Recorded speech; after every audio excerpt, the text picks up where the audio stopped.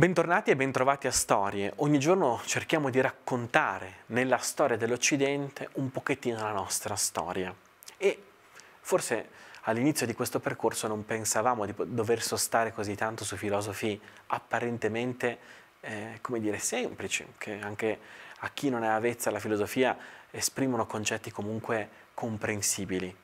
Talete e Anassimandro dicono che tutto ha un principio, e questo si capisce. Che tutto ha un principio e questo principio non solo origina tutto ma tiene tutto in vita. Per Talete ciò che tiene tutto in vita è l'acqua, per Anassimandro ciò che tiene tutto in vita è l'infinito.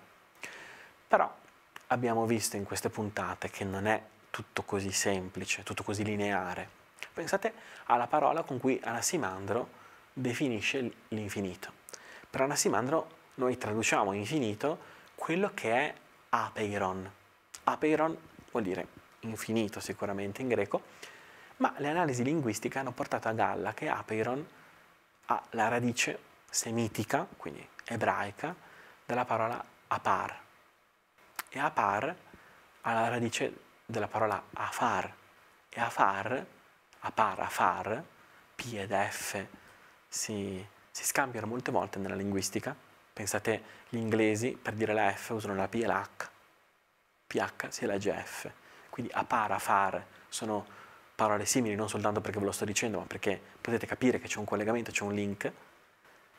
Afar vuol dire terra. E perché è interessante questo? Per due motivi.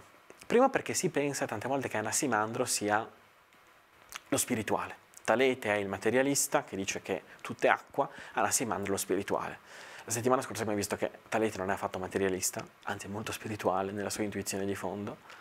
Anassimandro non è per niente spirituale o spiritualista, cioè che delega, diciamo, l'esistenza delle cose a qualcosa di immateriale, ma nel dire che tutto è apeiron, che tutto parte dall'apeiron, dice che tutto parte dalla terra, tutto parte quindi da qualcosa di estremamente materiale, tutto è terra, tutto è materialità, tutto è, come dire, pulviscolo.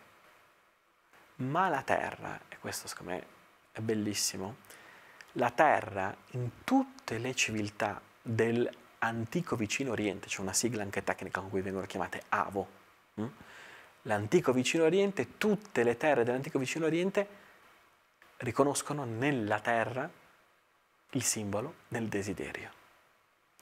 È come se dicesse che l'origine di tutto, ciò da cui parte tutto, ciò da cui si muove tutto, è un desiderio di vita, un desiderio di esistenza, una brama di esistenza, una brama di esistere. Ciò da cui comincia tutto è il nostro desiderio di esistere. Ciò da cui comincia un amore, ciò da cui comincia un lavoro, ciò da cui comincia una giornata. È il nostro desiderio che abbiamo imparato un po' in queste puntate a capire come desiderio in qualche modo sia strettamente connesso nel mondo greco a necessità, ad ananche. Il nostro desiderio è la nostra necessità di esistere. Abbiamo bisogno di esistere. Abbiamo bisogno di esserci. Abbiamo bisogno di vivere.